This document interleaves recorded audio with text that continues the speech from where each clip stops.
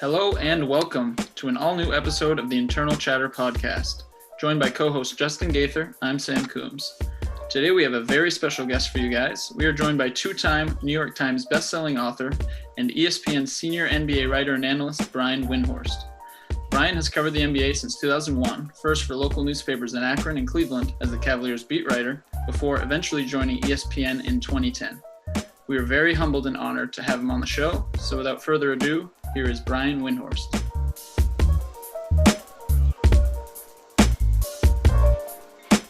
Hey Brian, how you doing today? I've got nothing legitimately to complain about. That is always great to hear. That's the goal. So just kind of getting right into things, we kind of want to talk to you about, this past season, the COVID NBA season, we can call it. Kind of what was that experience like for you in covering it in its entirety? It was a long season. And kind of your process in gathering information when things kind of hit the fan in March. Well, I was in New York. I had actually done the pregame show with Stephen A. Smith for our ESPN game that night, which was the Dallas. I can't remember who Dallas was playing. The game that we had on the air was the game where Mark Cuban looks at his phone and has the exclamation. And I remember walking out of the studio, we were throwing it to the start of the game, 8:00 start Eastern. And I was still in the building at ESPN in New York. And I got a text from someone saying there's something up with Rudy Gobert. And Wow. This was before it got public, and sort of alerted our bosses and sort of held in place in the studio. I at the time I felt like I was ahead of the curve on COVID because for two reasons. One, that week I was supposed to go to Italy with my mother on a spring break trip. We often, when it's a normal calendar, those of us who cover the NBA often take some time during the NCAA tournament because that's a time where there's not a lot of focus on the NBA. And once the NCAA tournament ends, we have 3 or 4 months of straight work. So Right. March is a good time to take some time. So I had been watching what was going on in Italy for weeks, and I had canceled the trip before then. I was supposed to leave for Italy 2 days later, actually. I had been canceled by then. And because I have a bunch of friends in China who I communicate with regularly. And I had been talking with them about what was going to happen there. And so I had already, back at home, I live in Omaha, Nebraska, I had already bought 2 to 3 weeks worth of food. And Wow. we had stocked up on beef and stuff, and I'm not this type of guy. I'm not I don't have food buckets, etc. Right. And I've never done this before either. And I lived in Florida for a while when there were hurricanes. I never had stuff like this, but I was convinced it was going to hit. I had actually, I don't know, this is kind of stupid, but I had actually withdrawn a certain amount of cash from the bank and was in 2020, you don't have a lot of cash, at least I don't. No. I rarely have more than a couple of 20s in my pocket. But I withdrew, a 4-figure sum of cash because I didn't know what was going to happen. And then, it's laughable now because what was that going to do?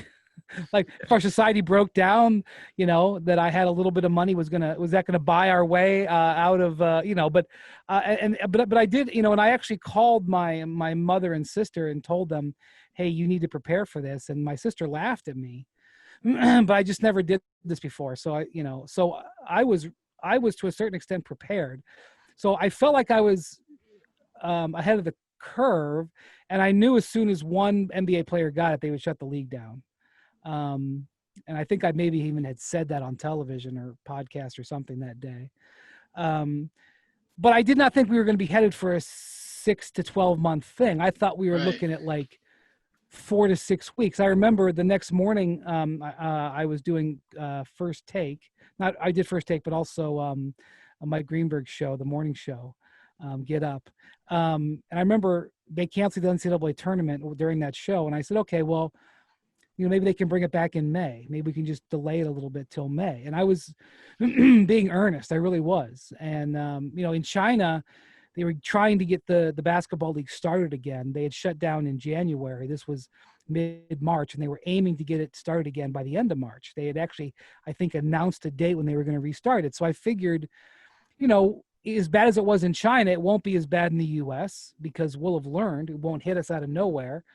And so, like, on one hand, I felt like I really had my mind around it.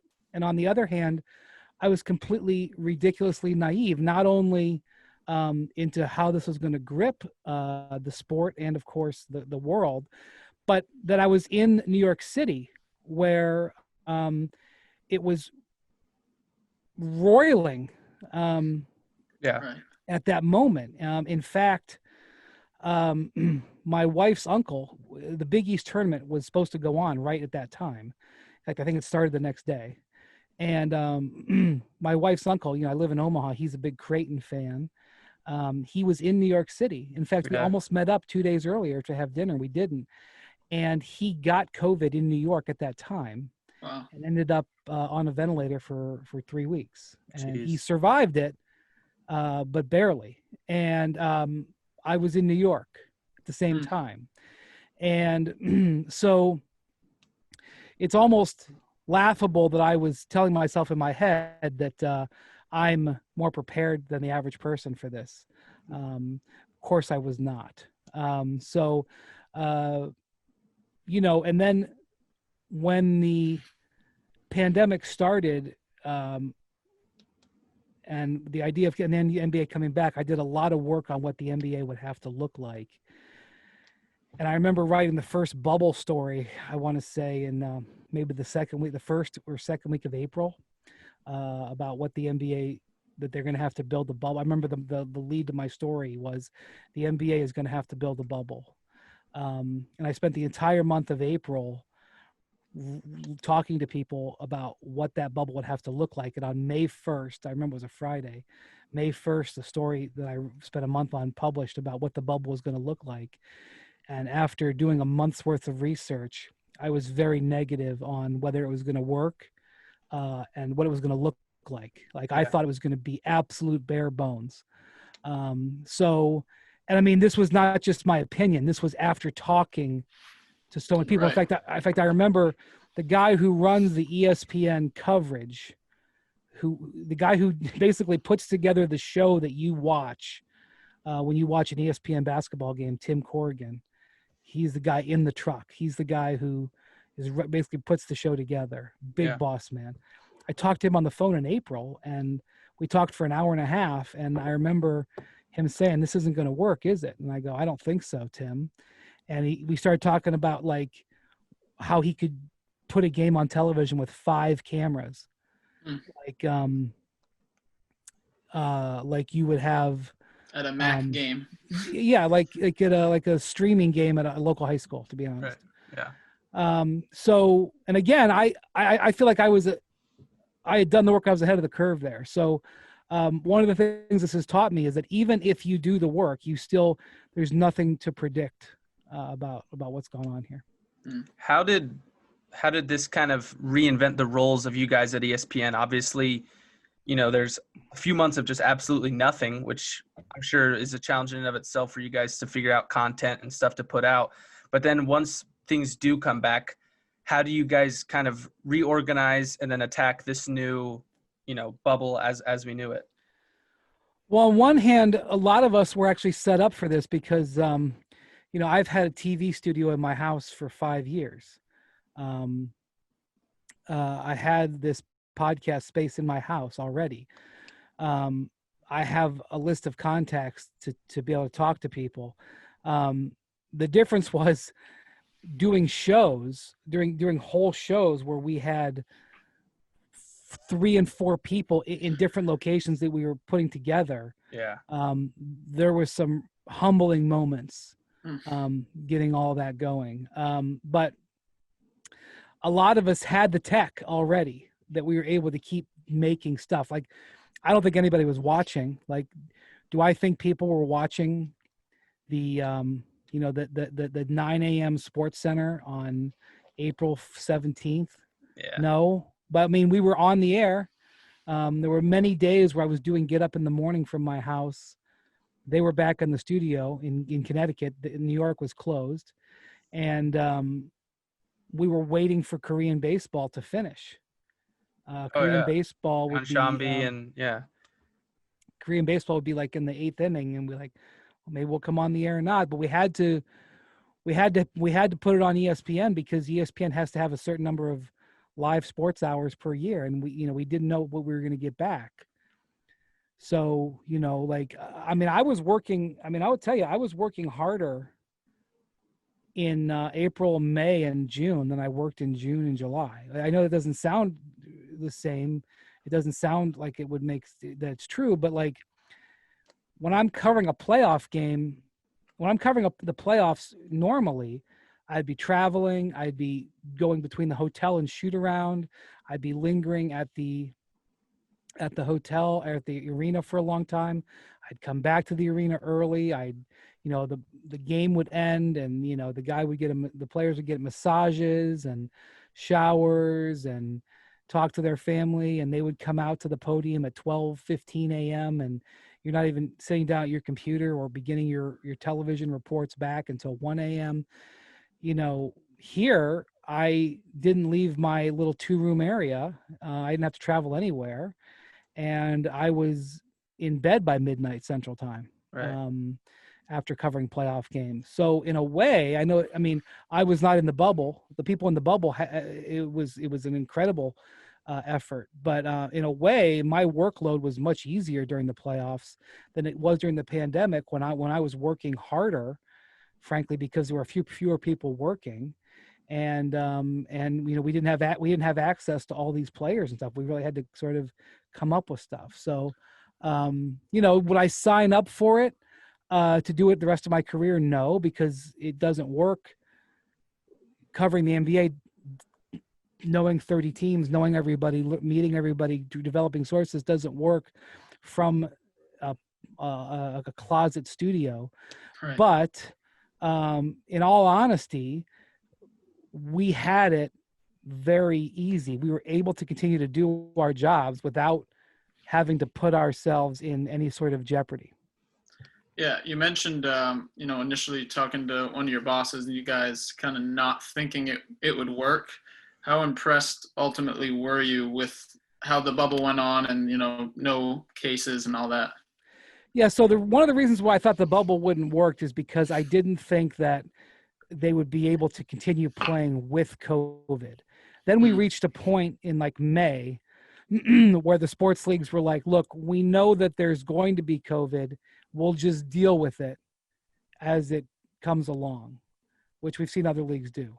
Yeah. And that was where there was a shift where it was like, okay, so wait a minute. So you're saying that one case is not going to shut it down. So that changed the dynamic. Plus we had learned by May or so that getting COVID wasn't a death sentence for most people, especially, athletes. Right. There was a couple of things.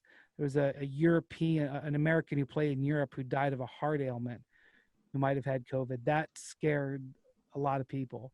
But for the most part, the athletes who were getting it were recovering. And frankly, there was a lot of people in the NBA who had it. Mm-hmm. There were some teams that, 6 or 7 players had it and people in the front office had it. Most of that will never get public, but a lot of people had it. And so our viewpoint had changed by May. And then the product that actually got put out, like I knew that the NBA was working very hard behind the scenes. I was aware of that, but I did not dream of how they had put together and they'd sort of thought of everything. And they may have gotten a little bit lucky on certain things, but it's the greatest in my view. I mean, I can't speak to what they had to do in the 40s to get the league off the ground. I can't speak to what it was like in the 70s where the NBA and ABA were fighting with each other. But certainly in my era, it's the greatest accomplishment that the league has ever pulled off, pulling off that bubble. and to do it at the level that they did it, the quality of basketball, the quality of the broadcast, and the safety from where it was in April, where I was talking to the same doctors the NBA was. Mm-hmm. It wasn't like I was, talking to people who were disconnected from reality. Right. And just an incredible accomplishment. Yeah. I think it was incredible. And working in baseball this season, there was much more of a kind of on edgeness day to day. And I can even remember the end of summer training camp. And now there's now some cases right at the beginning of the season with the Marlins. And it very much felt at work like, okay, this is done. This is canceled now. And to have the NBA kind of almost have what from the outside looked like a pretty stress-free run of it, which obviously speaks to the months and months of planning. But I think they deserve a lot of credit, obviously, and they're getting a lot of credit. Yeah, and there was no blueprint. Right. Definitely. Right. The Chinese were doing a bubble-like concept, but it was completely different. It was a completely different setup, and their bubble also worked. But that's the one thing. It's one thing to execute. It's another thing when you're inventing it. Yeah, exactly. Yeah. So we'll kind of shift gears a little bit here and kind of take it back a little bit. Something that interests both of us and that we like to kind of talk to our guests about is kind of, it's obviously a passion to work in sports. You can't just fall out of bed and be like, okay, I'll work in sports. Where do you kind of see the passion and the drive to become a sports journalist for you? When did that kind of develop? I like sports, and I knew in high school that I wasn't gonna play pro sports, so I wasn't gonna play college sports. I was really interested in It's interesting. Had the concept of analytics been around when I was in high school, I probably would have gotten to that end of it because I was really, really into statistics. This really dates me, but when I was a kid, I'm talking about when I was 9, 10, 11, 12, you didn't have the batting averages in the paper. Now we have them at our fingertips, but even when I was in my 20s, they were literally in the box scores. Either whether you were looking on ESPN.com or you're looking in the paper, they had the updated averages. Yeah. And they had how many home runs and RBI. If a guy hit a home run, you knew how many home runs and RBIs he had on the season because it was in the box score. When I was a kid, my local paper, the Akron Beacon Journal, they put out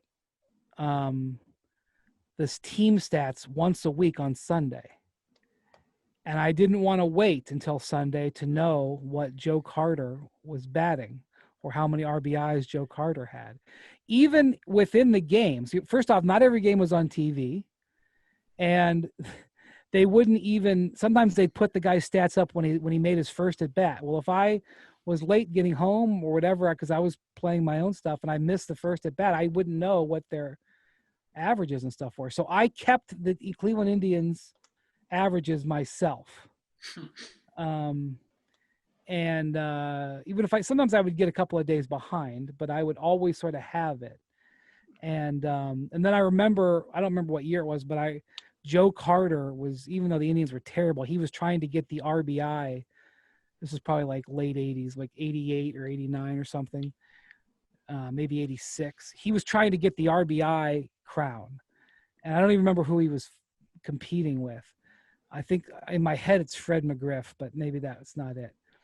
And because he's in the National League. But anyway, I started keeping track of that guy's RBIs because I wanted to know, like, up to the minute, why would you care about the RBI race, right? But the Indians were terrible. It was the only thing to hold on to. Yeah. So I remember tracking in September, tracking the RBIs, and he did, I think, when he had 128 RBIs or something, RBI. And so I was into that as a kid. And so as I went forward through high school, I did play high school golf on the golf team, but I kept statistics for the football team and the softball team. My mom was the softball coach at the high school. And when you keep stats, you start to befriend the reporters because the reporters who come to the game want the stats from you, right? Because they don't want to keep it themselves. Yeah. And so I got to know those people over the course of years, and that opened the door to eventually work at the Akron Beacon Journal when I was still in high school, just as a errand boy and a guy who would actually sit on the phone and take the box score. Like the way, if you played a football game, you would you wanted anybody to know about it, you would call in and you would tell the scoring plays, and I would literally sit there and write them down on paper with a pen. Wow. This is in the mid 90s, and then we would take them and those would be typed in to the computer.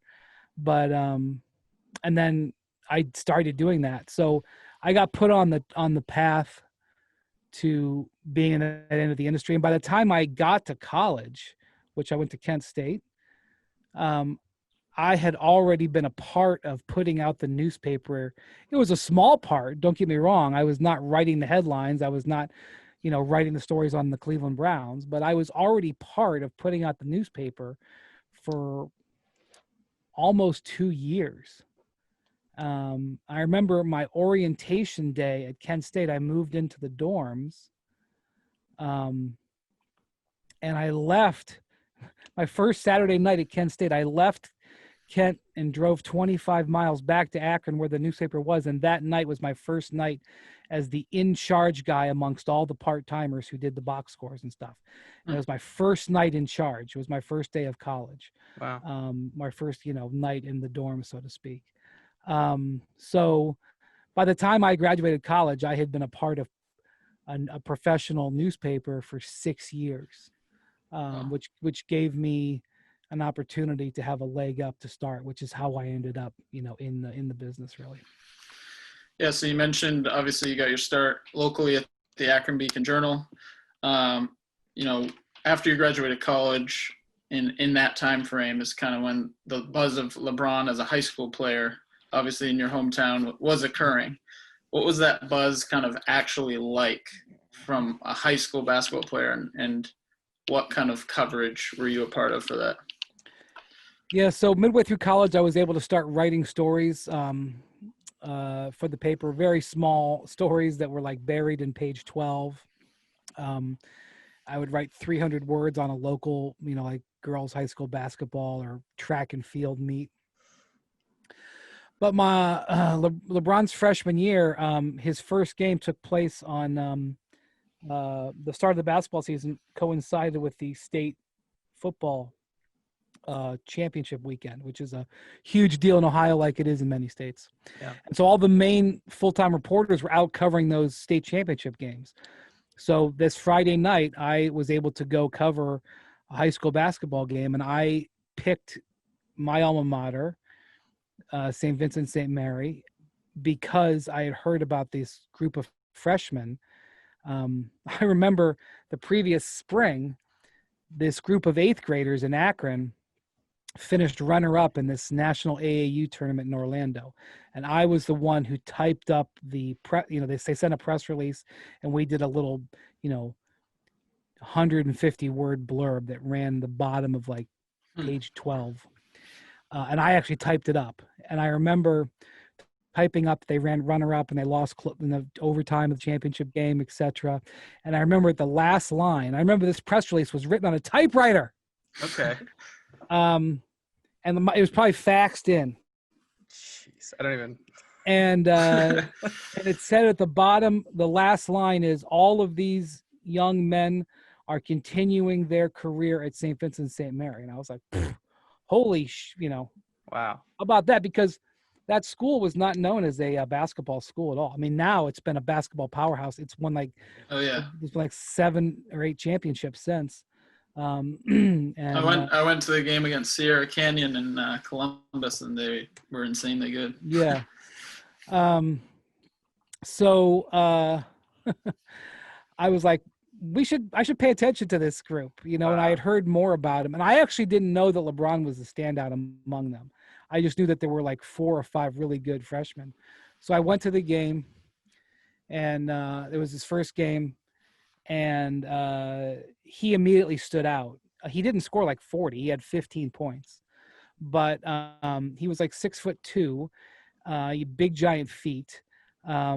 baby face, wasn't shaving yet. You know, unlike a lot of great athletes when they're 14 or 15 are early bloomers. Like if you ever watch the Little League World Series, Yeah. you know, yes, there's a bunch of 4'6" kids running around, but then there's also the The teams that one made it 6 there. foot guy. Yeah, they have a 6'2" kid with a goatee who's Yeah. snapping off Who's 12 years curveballs, old, throwing 80 right? miles per hour. Yeah, exactly. So you have those sort of early bloomers that tend to dominate at age 14. Well, LeBron was not an early bloomer. He's very much of a baby face. But he moved just so gracefully. And, you know, back then the style was to wear baggy everything. Yeah. So he had this giant AI. baggy jersey on, and you really couldn't even tell how big he was, but he just moved so well. Mm. So his coach was a former college coach at Central Michigan. So, you know, he wasn't coaching at UCLA, but he was a Division I college coach who'd gotten fired, and now he's coaching high school. And that was the reason they went there, is because they wanted to play for this coach. And so this wasn't just, you know, somebody's dad who was coaching the team. This guy is a guy who had been a head coach in Division I. And he told me after that game, he goes, "This kid LeBron is the best player I have ever coached, ever." Wow. And I was like, wow, okay. And so throughout that season, I was pushing for more and more coverage. Again, they were not known as a basketball power. They were not a team that we would normally have paid a lot of attention to in basketball. But they ended up going 27-0, so they got plenty of attention eventually. Yeah, I don't get the attention. And so I knew LeBron was very good. He was spectacular in the state Final Four. He was named most valuable player in that division. They won the state championship. And then if you had asked me at that time, I mean, I was really young. I was 19 or 20. Maybe I was 21. If you'd asked me at that time, I would have said, well, he could maybe go to like North Carolina. Right. Which, you know, kids from Akron, I mean, a lot of kids from Akron went to play football at Ohio State. Mm-hmm. Or, you know, Notre Dame. We did not have basketball players go to North Carolina or Duke or Syracuse, you know. I would have said, you know, he's got a chance to be like an ACC player. And then his sophomore year, he was named Mr. Basketball. And I think we had kind of known that he was like, he could play in the NBA, you know. And then after his sophomore year, he went to this camp in New Jersey, now long gone, but it was Adidas's premium camp for their top prospects in the country. It was called the ABCD camp, because I think they had 4 divisions, A, B, C, D. And it's mostly there to showcase seniors to be. But obviously they did have some younger kids there. And that summer, this was the summer of 2002, like right after July 4th, 2002. In fact, I think I went to New Jersey for it on July 4th. It might have been July 5th when the camp started. 4 of the top 8 picks in the NBA draft were high school kids. We had seen high school kids been getting drafted, but this was the year where it popped. That was when Kwame Brown went 1, Tyson Chandler went 2, Eddie Curry went 3, Sagana Diop went like 7. And so it was like, now apparently high school kids were going to be just all through the first round. And so it was like the new normal. This is the way it was going to be. So when you show up for this event, which was at Fairleigh Dickinson University, in this crappy little gym, frankly, they were using 4 courts, and 2 of the courts weren't even hardwood. They were like sport court, rubber court. Oh. You know, on one side of the gym in the stands is like is the who's who of college coaches: Rick Pitino, Jim Boeheim, Mike Krzyzewski, Roy Williams, you know, name your coach, they were there because these are the top prospects. And then on the other side of the gym, there were the pro scouts, because all the pro scouts had come because in their world now, they were going to potentially be drafting these guys in a year. Okay. So Pat Riley and, you know, I don't know. I mean, like, I don't remember who I saw, but like all these NBA scouts. So the gym is just full of every scout in America. And LeBron, again, is 16 going on 17, so a year behind the premium kids in the camp. And he dominates the week. I'm not talking about you talk to 3 different people and you're like, well, I like that kid from Texas. He's really good. No. That kid from Seattle, that 6'7" kid, he's awesome. Or no, that point guard from Boston. No. LeBron was the best player by a factor. Okay. And how big is he at this point? He is about 6'6" now. And I remember I hadn't seen him in a while because, he had won the state championship in March. This was July. So I hadn't seen him for like 4 months. And he was in full puberty. His face is completely broken out in pimples. Yeah. He had let his hair grow. He had like some wild hair do. And I remember I walked up to him to talk to him. He was sitting all by himself the first day. And I almost didn't recognize him because he's like, he had all these pimples on his face. I was like, whoa. And he just flat out dominated the tournament. And as a 16-year-old. And I remember Rick Pitino, they weren't, college coaches to this day aren't allowed to say players' names. Rick Pitino gave an interview and he was like, there's one young man here who has the potential to be better than anybody else.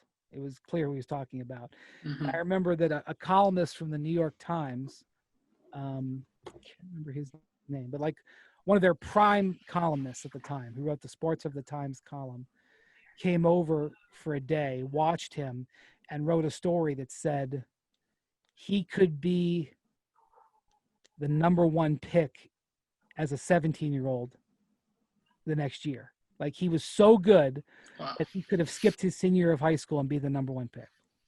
So that is when we knew, that is when LeBron knew, basically, that it was on.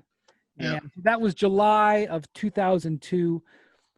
The basketball world, who may have heard of LeBron a little bit, eyes were now fully open. But again, unless you were in Akron or unless you were attuned, unless you were like reading the high school recruiting trade magazines, you probably didn't know who he was.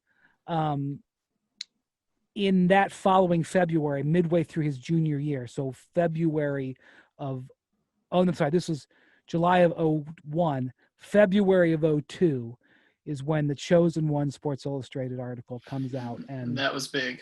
the nation learns who he is.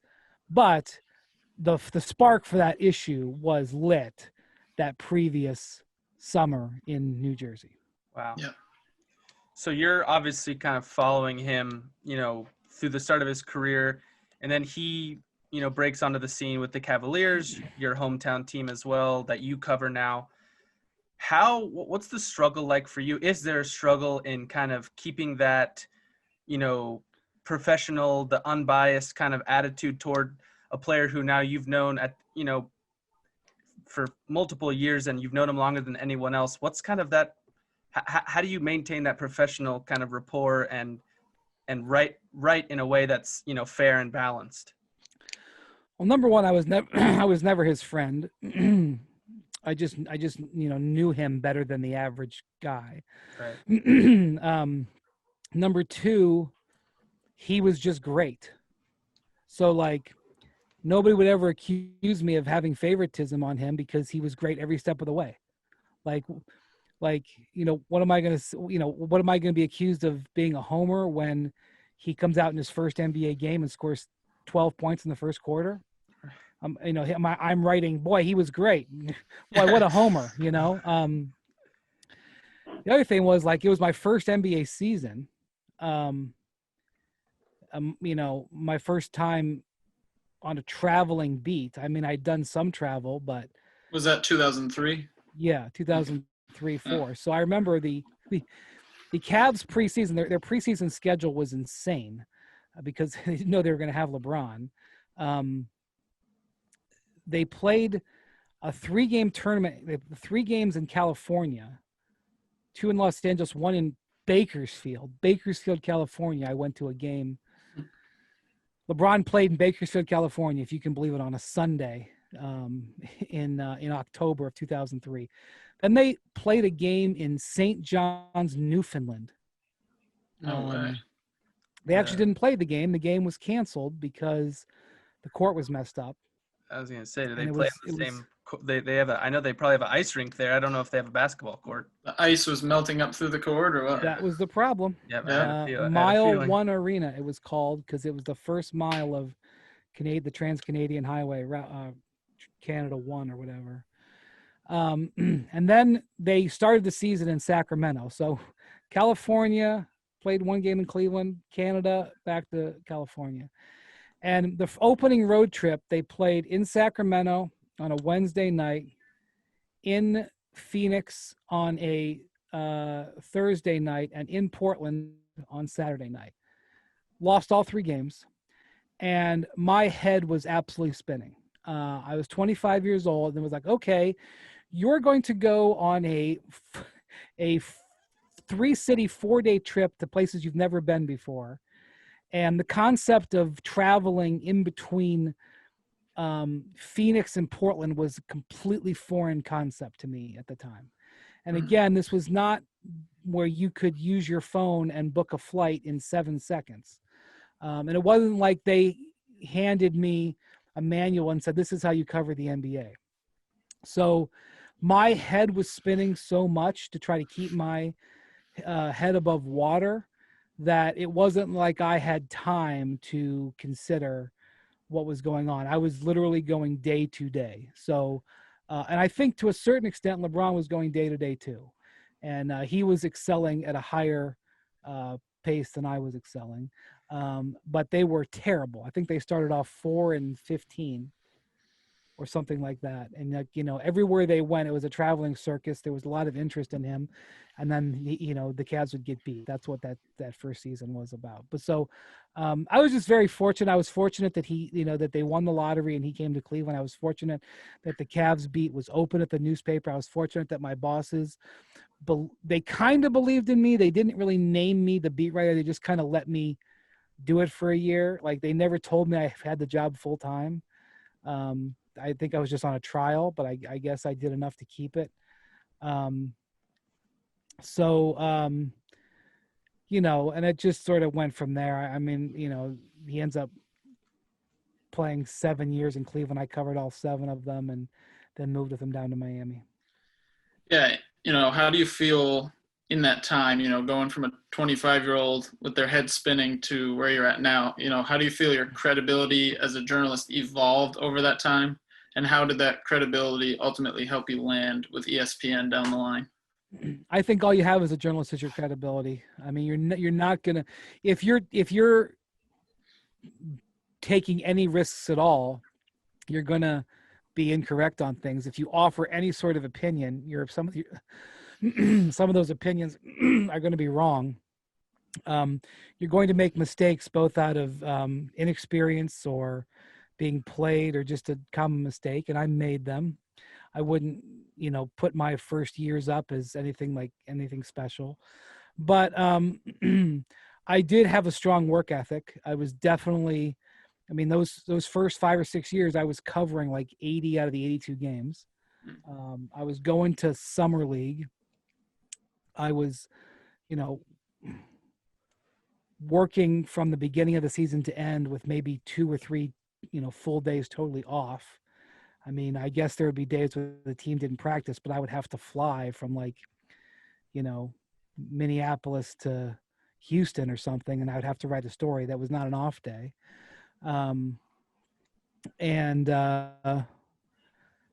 I just did the work. And so after a while, I developed a reputation as being the guy on the beat, who had the best stuff on the beat. And that was why the Cleveland Plain Dealer, after 5 years of covering him for the Cleveland, or what was it? 2003 to 5 years of covering him for the Akron paper, the Cleveland Plain Dealer hired me for his last 2 years in Cleveland. And then I was on the biggest paper, the paper of record in the town, covering, and those 2 teams won 60 games, and I was at the top of my game.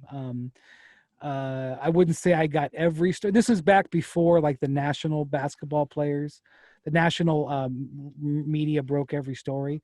Hmm. Pretty much somewhere in the 95 percentile of broken stories about the Cleveland Cavs were mine. I had them. I had the beat wired down.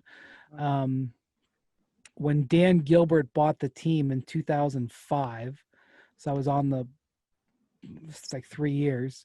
The guy who we bought the team with, I met him at a game. I went up to him at a game. This guy named David Katzman, and I introduced myself to him, and he was going to be the number 2 owner in a couple of weeks. They were going to buy the team. And I introduced myself to him, and he goes, "Yeah, I know who you are." He goes, "You get a lot of stories. If you tell me who your sources are, I'll give you $100,000. The offer stands till Friday." Wow. Which was a ridiculous thing to say for him. And Yeah. I didn't tell this story for 10 years. He later emailed me and apologized because it was completely ridiculous. But I was at the point where that sort of stuff was being said to me. That doesn't exist anymore because now the agents or general managers generally speak to the national media first. Yeah. But that was possible back then. So the team itself rose up the ranks, and I was the go-to guy. So that helped my credibility. Could that have been the case in New York, where there were, at the time, 6 newspapers covering the Knicks every single day? Could it have happened in Los Angeles, where there were 4? No, probably not. It was lucky that I was in Cleveland, where the competition wasn't as robust. But nonetheless, I did it.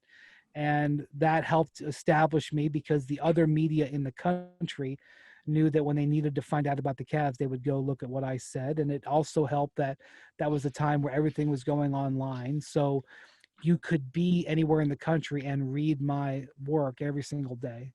So I think all that played together.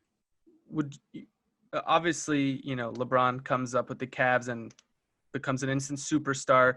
Your notoriety grows with him.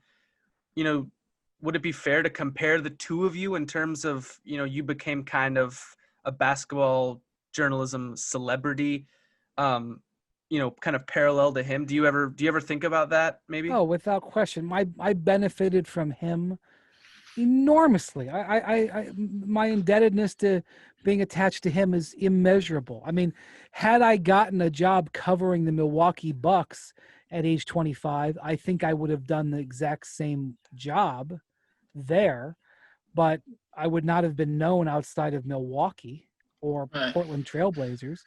It was because of LeBron that what I was doing was more relevant outside the readership of my newspaper. So no, there's absolutely no doubt about that. How has your mindset kind of changed over the course of your career, kind of going from, in the mid 2000s, you're doing, pretty much all journalism stuff. You mentioned, you go to Miami once, LeBron goes down there, and you hook on with ESPN and transition more towards like television and things of that nature. How did that evolution take place? Well, the decline of newspapers, really.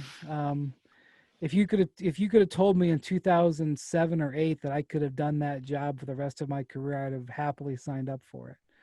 But newspapers were declining, as they still are. I had to find a different place if I was going to continue growing and continue advancing. And that place happened to be ESPN, which is a multi-platform company. ESPN obviously has, at the time, they had a magazine, so it was magazine, website, radio, television. Now, I mean, we don't have the magazine anymore, but there's an entire digital operation that exists sort of in between the digital media, which exists in between .com and the television, plus podcasts, which we do a little bit at ESPN. But just if I was going to join ESPN and have any success there, I was going to have to evolve. And so I don't obviously fit the bill of somebody who's normally on television. But the thing about it is I had this thing that not everybody in television did, which is I had no problem and still have no problem just sort of telling it like it is. And I had the fortune of being on the front line, so I had the information and I had the ability to tell it like it is for the most part. Obviously, you still got to hold a lot of stuff back, but more than your average person. And so, ESPN needed stuff on the NBA, needed LeBron. I mean, I've also benefited the fact that the NBA's role at ESPN has grown dramatically in the last decade. The league's the interest in the league, especially at the network, has grown essentially, and they needed people to be there. And I was just happened to be in that role, so I was just fortunate. So I got a lot of reps, and then I think it also helped me that in in the normal sports calendar, the most dead time is the last week of June and the first week of July. Baseball is the only thing going on. The NBA is done. The NFL hasn't started yet. Baseball's sort of going along, and even in there is the All-Star break. I mean, one of the reasons why the ESPYs is put there is because there's literally nothing, there's no other sports happening on that day. And that happened to be when LeBron was doing his 2014 free agency. And I was in Connecticut for 10 straight days. LeBron's 2014 free agency, when he came back to Cleveland, took 10 days. And so for 10 days, I did every single show. And even though I wasn't able to have groundbreaking information every show, I did a decent enough job. And everybody else was on vacation. The whole network was on vacation, except for those of us, they're doing the LeBron stuff. And the World Cup was going on at that time. And so in between World Cup games on ABC on the weekends, because it was on ESPN during the week, but on the weekends it was on ABC. They would squeeze in these half-hour-long sports centers, and it was mostly World Cup coverage, but we'd have a LeBron update. And everybody was watching the World Cup. I mean, I was living in New York City at the time, and I had been working for ESPN and doing TV for ESPN for a couple of years, and I didn't really get talked to much on the street. I started doing those updates during the World Cup, and all of a sudden my cleaners recognized me, people at the diner recognized me, people on the street recognized me. So I just was fortunate enough to be doing a lot of work in that 10-day period, and ESPN was like, oh, this guy actually maybe can do television. And again, I had to do it, but if not for LeBron, I wouldn't have had the opportunity. And from there, my role has grown. So you've obviously, like we've mentioned numerous times already, covered him for a long time. And at this point now, he's, in LA, he's kind of in a new chapter. At this point today, what's kind of your relationship with him? Like, obviously not buddy, but what's your professional relationship like? I haven't talked to him in a year. Wow. Now, part of that is because of the pandemic. And I wasn't around the Lakers at all. Part of it is that the contingent that, I go to a lot of Lakers games typically because I'm in LA a lot. I probably went to 10 or 11 Laker games this year before the shutdown. Mm-hmm. But my role now isn't to just cover LeBron, it's to cover the whole league. And my time is more valuable talking to other people at a game as opposed to being one of the 70 people surrounding him at his locker. Yeah. And so my role has just changed. Also, LeBron has changed. LeBron has his own media operation now. Occasionally LeBron does do specific interviews with media outlets. But most of his specialized media stuff is done through his uninterrupted platform. Yeah. And so LeBron's not going to be handing away stuff in interviews the way he did 10 years ago when I was there to hear it. And so we've sort of grown past each other a little bit. And, for the first, I want to say 10 years he was in the playoffs, I never missed one of his playoff games.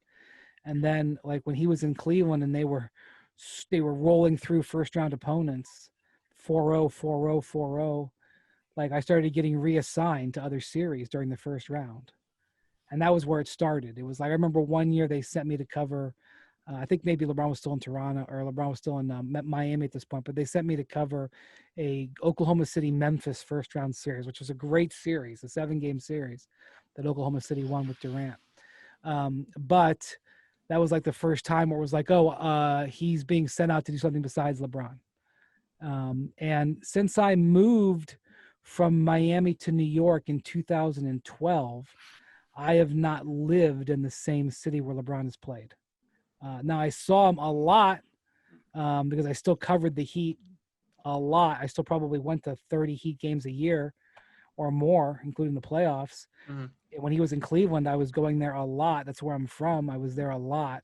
I was there all 4 of those playoff runs. I was there, but I wasn't there every single day. And now, like I said, I haven't talked to him in so long. It's not part of my day-to-day. I mean, I still have to do a lot of stuff about him. He's the face of the league, but it's not like it used to be. If you bumped into him, though, what do you think? Briefly, what's your expectation for your guys' relationship? Oh, I mean, there's a lot of things that I've done that have upset LeBron over the years. It depends on what mood he's in when he saw me, if the most recent thing that I did upset him or not. I mean, there have been times where I've had LeBron absolutely curse me out over stuff. I've had him totally ignore me, like give me the literal cold shoulder. I've had times where in an entire press conference, he has said that I know him better than anybody else in the media or in the NBA. I can't remember how he phrased it. So it's all over the board. Yeah. Somewhere down the line, we'll have another conversation, but I was never on the invitation list to Christmas dinner, and I never wanted to be. I think there are certain people who are around him who have that desire. But if you know LeBron at all, and if you know him as well as I do, there's like 5 or 6 people, not including family. I mean, if you include family, maybe it's 12. But non-family, there's like 5 or 6 people in his life that he cares about and that he values. And if you're not one of those 5 or 6, you are disposable. And, look, he's 35. He's not at the end of his life. I suppose that could change. But anybody who thinks that they're going to be valued at any level other than if LeBron needs you in that moment or to accomplish something or just he's being courteous, you're going to be disappointed. You mentioned, we were talking about television and how your role has changed and evolved. Being on TV as consistently as you have been, who have been some of your biggest influences or people that have kind of helped shape you into that role? Rachel Nichols has been my biggest influence at ESPN. She has taught me so much and opened so many doors for me. I'll forever be indebted to her. Mark Schwartz, who is a field reporter and has been for 30 years at ESPN, took me under his wing early in my career and basically taught me so much about how to do television from an arena on just do it. He's an absolute consummate professional. A legion of behind the scenes producers and field producers, people who are with you in the field. One of my lowest moments ever as doing television was during a summer league in Las Vegas in July. And I was in a full suit. We've kind of given up full suits now, but back then I was wearing a full suit. It was over 100 degrees. It was like 3:00 in the afternoon. And we were doing a what we call a stand-up. I was saying something out of memory not off the top of my head. It was something I had to read, but I didn't have it in front of me. I had to do it off memory. And we were standing outside the arena trying to get this on film and to send back to Sports Center so they could edit it together. And I don't know if you've ever been to Las Vegas, but the arena in Las Vegas, the UNLV arena, is right under the flight path of McCarran Airport. Like literally, it's like the runway's a few hundred yards away. So there were these airplanes flying over, landing about every 90 seconds or so. And I had to hit this 60-second thing in between those planes landing. Yeah. And guys, I'm telling you, it took upwards of 30 takes. and we are all sweating. I am mopping my face down. The guys who are working um, the camera and the sound were just barely hanging on to sanity. The producer was there, just trying to hold my hand through it. Like, I had struggles. um, and so, like, the people who helped me through those moments, the public never sees or never knows about, but those people too. Yeah, I studied sports journalism at Arizona State, so part of that path is taking some of those classes and recording those stand-ups. And in doing a stand-up for nothing that will only be seen by 15 people, I had numerous that took 15 to 20 takes because I would ruin something. And by the end, again, being in Arizona, I'm standing out in the heat and I just look like I'm shining because I'm just covered in sweat. And yeah, so I can relate. And I'm sure with the stakes being much higher, that must have been, awesome to have those people get you through that. Yeah, for sure. I mean, I think the thing about ESPN, a couple of things people I don't think quite understand. Number one, ESPN is so massive. People assign it, the people think like one thing happens and that colors the whole company, which is fair, but I think of it as a tree. There's the trunk, but there's also the limbs and the branches and the twigs and the leaves and the roots. And so you can one day be working on this limb over here and the next day working on this limb over here. And it's such a wide spectrum. The other thing is that most of the people at ESPN, almost all of them, are at the top of their field. Like, the editors are awesome. The producers are awesome. The cameramen are awesome. The people who do the graphics and stuff for the studio shows and put it all together on the fly are awesome. Like, all of those people were stars in their environments that ESPN brought together. So when you work in that environment, like, you are surrounded, and like, there are people like me who are in the deep end of the pool thrashing around. But you are surrounded by studs, quite frankly. And so the level of resources that you have at ESPN, even though occasionally we do some things on a shoestring operation just because the volume of what we have to produce is greater. There's been a lot of times where I've been places where, like, other television networks or media outlets have a better setup than ESPN, which you wouldn't think. But it's just the nature of the volume of it. Mm-hmm. NBA TV is going to have a bigger thing at the finals than ESPN because it's their Super Bowl. It's everything for them. ESPN is just one of 15 things might even be covering in the month of June. But those people are all really, really good, and that helps you through it too. Yeah. Have you enjoyed, being able to showcase your personality a little bit more lately, like the segments you've done with trying to find some fire kicks or things like that where, in print, you're not really able to do so?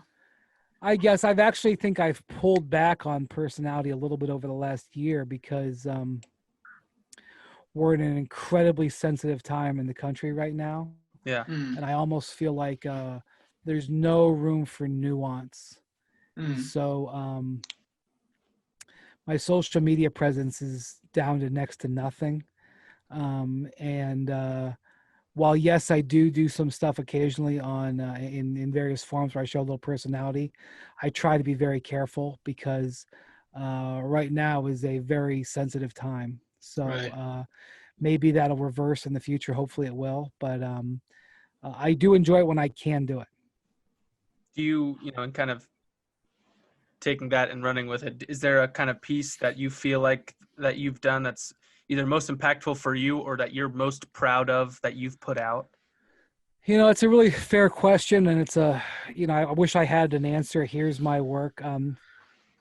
I've done a lot of things that I've liked, but I would say that my mindset, and this is for better or worse, I'm not saying that anybody else should do it this way, but my mindset is do what you're doing right now, do it to the best of your ability, clear it off the plate, and then go to your next thing. I did a big ESPN feature on the 2010 draft class that was like an SC featured thing, like in 2000 or 2003 draft class. In 2013, the 10th year anniversary, I did something for that. I did a big giant piece on Kyle Korver. Went to his hometown in Iowa when his brother passed away during the playoffs a couple of years ago, and spent 3 days, including with Kyle as they were crying. I mean, that was miserable to do that story, but I felt it was powerful. I've I don't know. I mean, I think my second best-selling book, which was called LeBron Inc., which was about LeBron's business. There was no blueprint, nothing like that had ever been done before on LeBron. It was, most of the sources would not talk to me on the record. I mean, it was a best-selling book. It didn't sell as well as my first bestseller, which was called Return of the King, which is about the 2016 championship. But reporting that book out and turning it into a narrative, basically starting with a blank page and turning it into a book that had a beginning, middle, and end, and having it get onto the bestseller list. It was a business book about basketball. I mean, basketball books in general, you're not going to see on the bestseller list very often. Right. And then I'm doing a business book on LeBron. That was one of my greatest ever accomplishments, that project, even though it didn't receive the attention that some of the other things that I have done have done. But I've literally done hundreds and hundreds of features that I'm very proud of, and Sure. I hope lots of television segments that have been good. But really, I just try to focus on that. I know it sounds so cliche, but just how I operate. That's right. Yeah, we've talked a lot about your work. You see these people on television and you read their articles, it kind of appears like all they might do is work.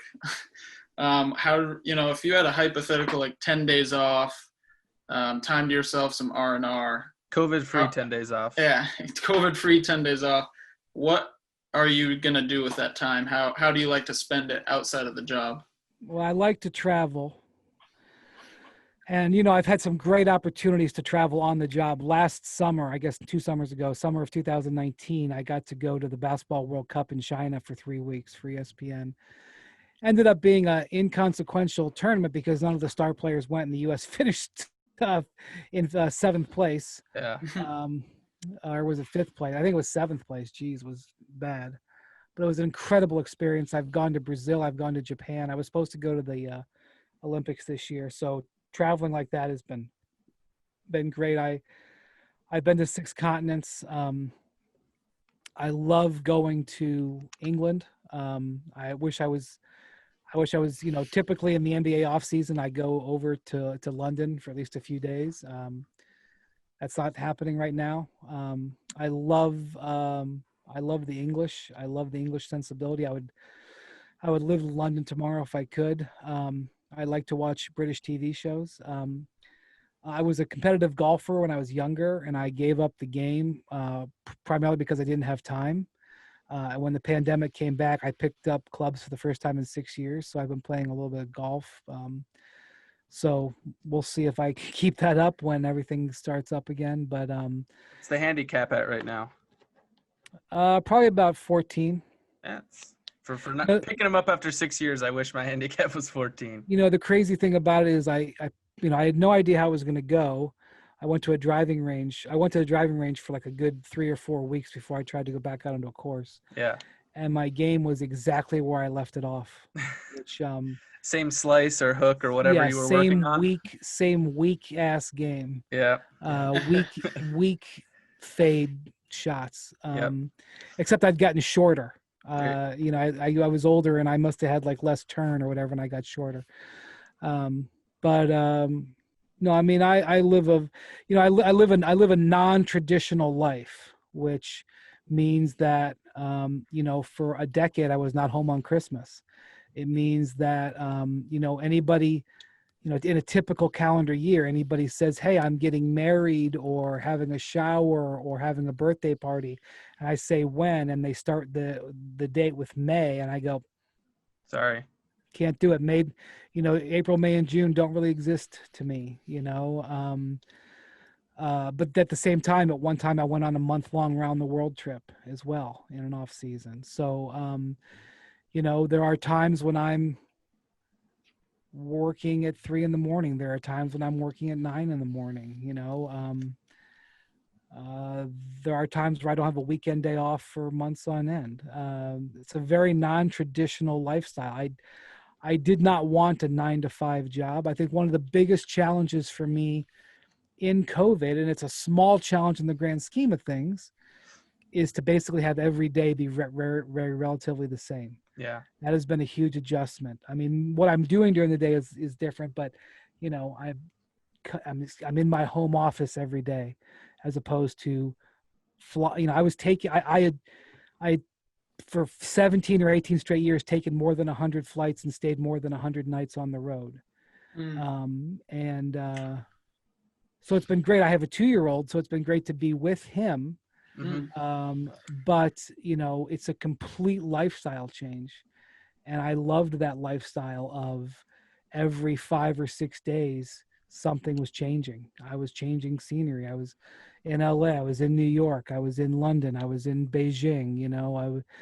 I mean there have been times where I've been in London on Sunday and Los Angeles on Monday. I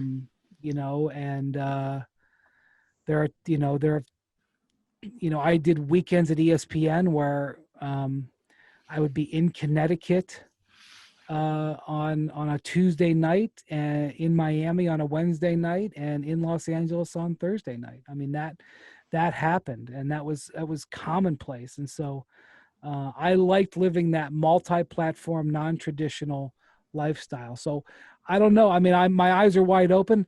We may never get back to that. Even if we get back to some semblance of normal, ESPN may not do business like that anymore. And that will be sad, but I'll adjust. But that's what I did like about it. A lot of frequent flyer miles, that's for sure. Frequent flyer miles have sent me around the world many times. Yeah.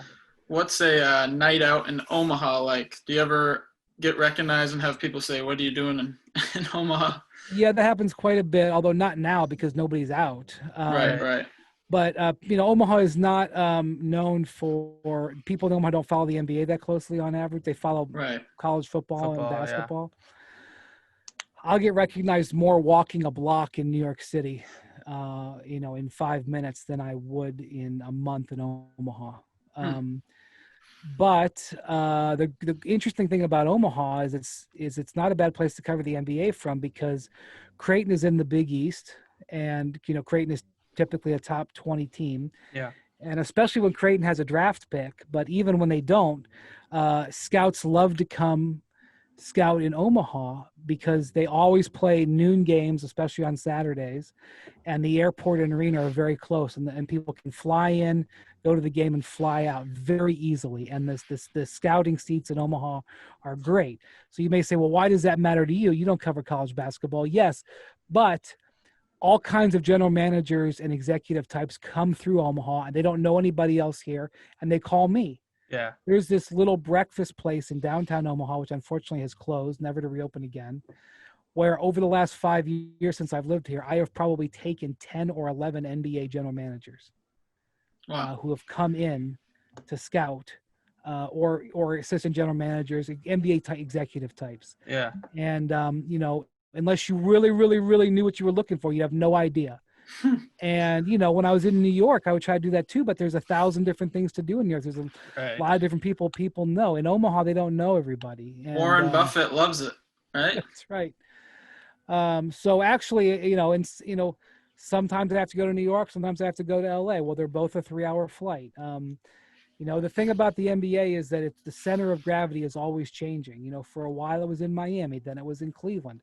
LA was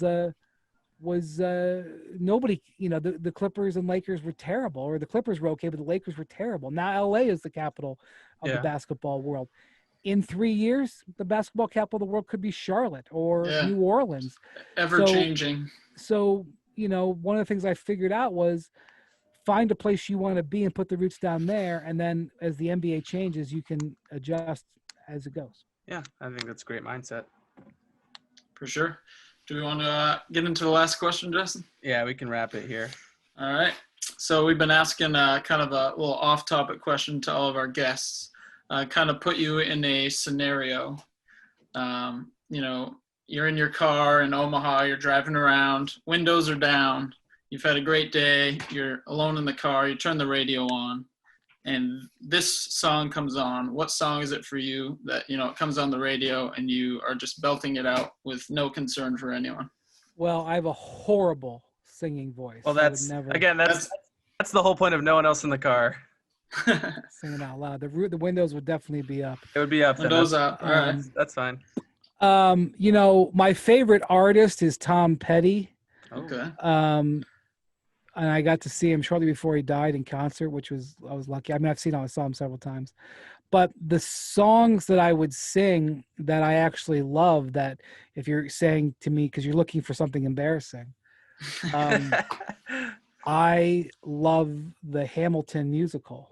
There you go. Okay. And it is not unheard of in my house for my wife, my 2-year-old, and I to have a karaoke on Hamilton songs. I love that. That's We awesome. will sing them in our kitchen or living room. My 2-year-old doesn't know all the words, but he knows some words. And so I'm not sure I would do that in my car, but if you're looking forward to catch me in an embarrassing moment, it would be singing Hamilton songs. Might catch you Karaoke. slipping. Hey, everybody loves a good karaoke, I must say. Yeah, that's very true. But yeah, I think that's all we have for today. All right, You know, guys. we really appreciate your time and giving some insight from your perspective. So, Yeah. All right. Really, Good luck with everything. Yep. Can't thank Absolutely. you enough. All right. Thank you, Take it easy. All right, Bye-bye. see you soon. Bye-bye.